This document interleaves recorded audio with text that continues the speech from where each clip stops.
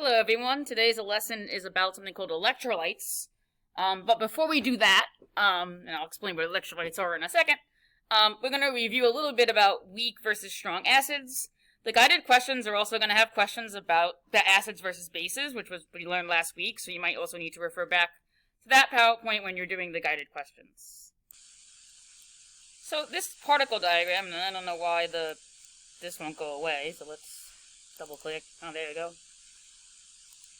Alright, so this shows a particle diagram. Hydrochloric acid is a strong acid and hydrofluoric acid is a weak acid. And you'll notice the difference between the strong acid and the weak acid is that all the H pluses or protons have dissociated from the chlorine ions. Where in a weak acid, only some of the H pluses have associated from the F minus ions, and some of the acid is still present with H bonded to F and the H plus or the proton not being dissociated. So that's the difference between a weak and strong acid. Strong acids completely dissociate, whereas weak acids, you have some of the acid not dissociated or not releasing its proton or a hydrogen ion. A proton and a hydrogen ion mean the same thing. So electrolytes, okay, are usually ionic compounds that conduct electricity when dissolved in water. So ethanol, which is what we've been spraying and disinfecting everything, is a covalent compound. And if you put it in water and have two electrodes set up to a light bulb, it will not create any electricity and will not light the light bulb. Ionic compounds, which mostly completely dissociate in water for the most part. There are many exceptions, which we're going to talk about. The ions, they conduct electricity because you have negative and positive charges in here. And they have high conductivity and produce a lot of electricity in the system and will light the light bulb completely. Then acetic acid, which is a weak acid, dissociates somewhat and has some protons that have a positive charge and can help conduct electricity. So it has low conductivity and doesn't light the light bulb as much.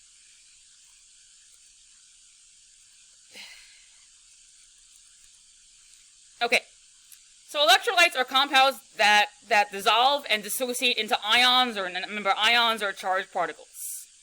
Okay, people get confused between the words strong and concentrated. Okay, an acid or a strong electrolyte has to do with the amount it ionizes. Does it completely ionize into its ions? So like here, this one didn't completely ionize. So it is a weak electrolyte. This one here completely ionized into its ions. So it's a strong electrolyte. And this one didn't ionize at all. There's no positive or negative charges. So it's not an electrolyte or doesn't conduct electricity. Now the words concentrate and dilute have nothing to do with strong versus weak. It has to just do with the amount that you are pouring in there, or the molarity of the acid. So, like for example, you can have a 5 molar acetic acid solution that's concentrated but weak, because acetic acid, 5 molar acetic acid, is very concentrated, but it's still a weak acid because it doesn't dissociate completely. So things that are strong electrolytes, okay, are soluble ionic compounds, or ionic compounds that dissolve in water, okay. Strong acids or bases, and here for the ionic compounds, you need to go back to your solubility rules, which will help us.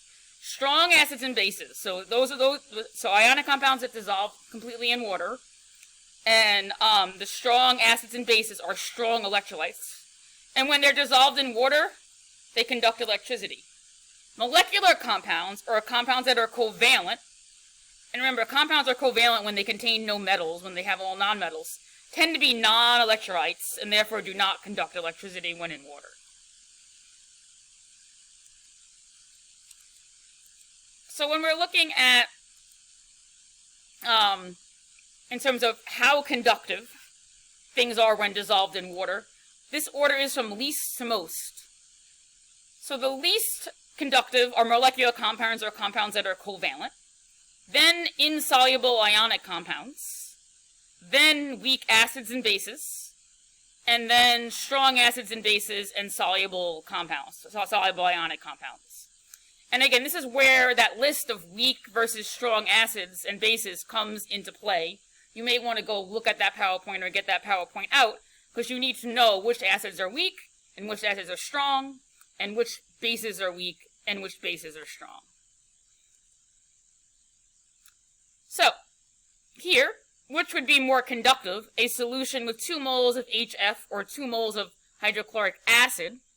Well, here you need to remember that hydrochloric acid is a strong acid, so it completely dissociates. And HF is a weak acid, and it doesn't completely dissociate. So this one here is going to have more charged particles, or ionize more, and therefore will be more conductive. For this question, which would be more conductive, a solution with 2 moles of sodium chloride, or 2 moles of, this is glucose.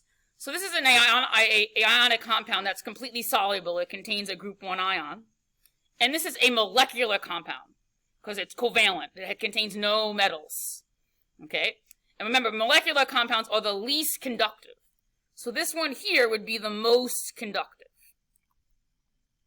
Okay, now for number 3, or the third bullet, okay, you need to have your solubility table out. If you looked at your solubility rules, you would find that this is an insoluble ionic compound. It doesn't dissolve in water very well. Whereas this has a group 1 metal, it's a very soluble ionic compound.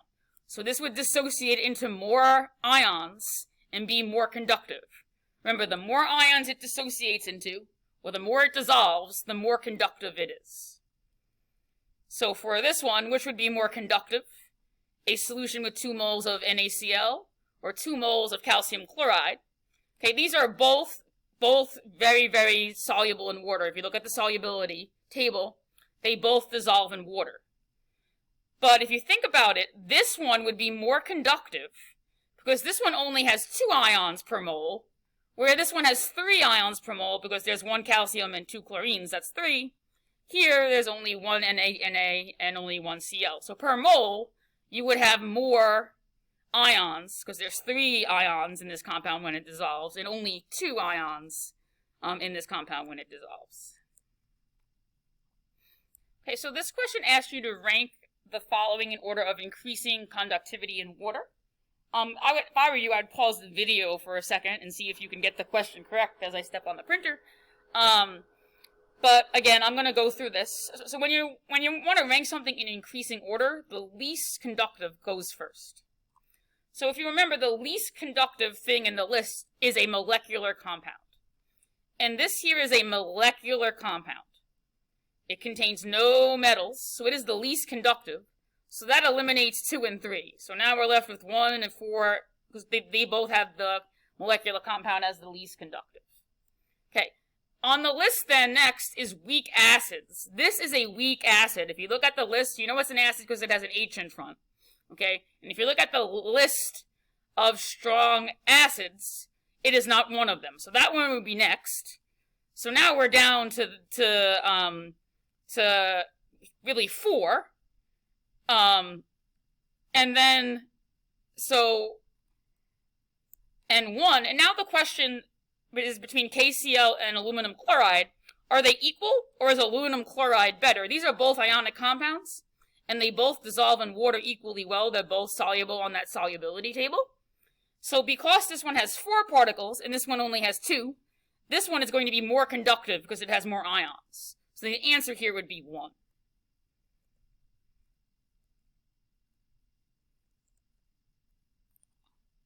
Sorry, there was an interruption at the door. So now we're between 4 and 1.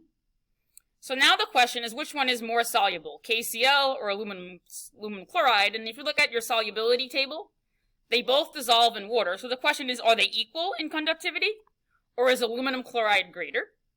And the answer is that aluminum chloride is greater, because this will dissociate into 4 particles and create 4 ions per mole. And this will only dissociate into 2 ions and create 2 ions per mole.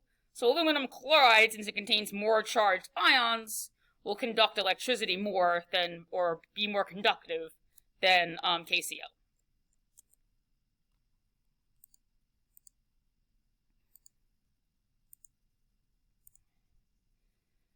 So, just again to relate, when ionic compounds dissolve, they dissociate. So this is an ionic compound, and you'll notice that red represents oxygen, white represents hydrogen. You'll notice that the positive ions always face the negative oxygen. Remember, water is polar. Water has a negative oxygen and positive hydrogens, and the negative ion faces the positive hydrogens. Molecular compounds, which are here, this is the molecular compound, and the water, they do not dissociate in water when they dissolve. They just float around with the water molecules. But notice that they're not clumped together, so they will dissolve, but they won't dissociate. Again, they're being sort of pulled apart, like the molecules themselves are being separated from each other by the water molecules, but they're not dissociating. So if we look at a particle diagram at this for a second. So I'm going to try to draw on this slide with the mouse as best as possible, and then this lesson will be over. The bell might ring at some point, so you're going to hear a bell. So this is a water molecule. So here's our nice water molecule here. Okay. And let's say we have, I don't know, sodium chloride, or say table salt. When this hits water or is thrown into water, right, the positive sodium will go next to the negative oxygen. Remember, oxygen is negatively charged because it's polar, and that's something that we need to talk about. But you need to remember that we talked about this in bio, too. It's polar. So it has partial positive and partial negative charges. So the water molecules will surround, there'll be another one down here, I don't want to draw it, surround the positive particles, and then if you have a chlorine, again we're only drawing one, you have the opposite is true. The positive hydrogens,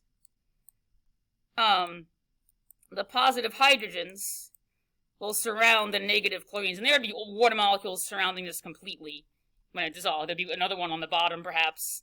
But again, it's you just must remember that in a water molecule, the hydrogens are partially positive charged, and the oxygens are partially negative charged. And the oxygen will surround the positive ion in the particle, in the ionic compound that dissolves, and the hydrogen will face, and partially positive hydrogen will surround the negative ion that exists. And that is the end of the presentation. I'm going to keep the annotations just to explain this again, because this is sort of the important part, and I got like 1 minute to do it. So there'll be a shell, so there'll be another water molecule here with the oxygen facing the positive ion, and there's the bell.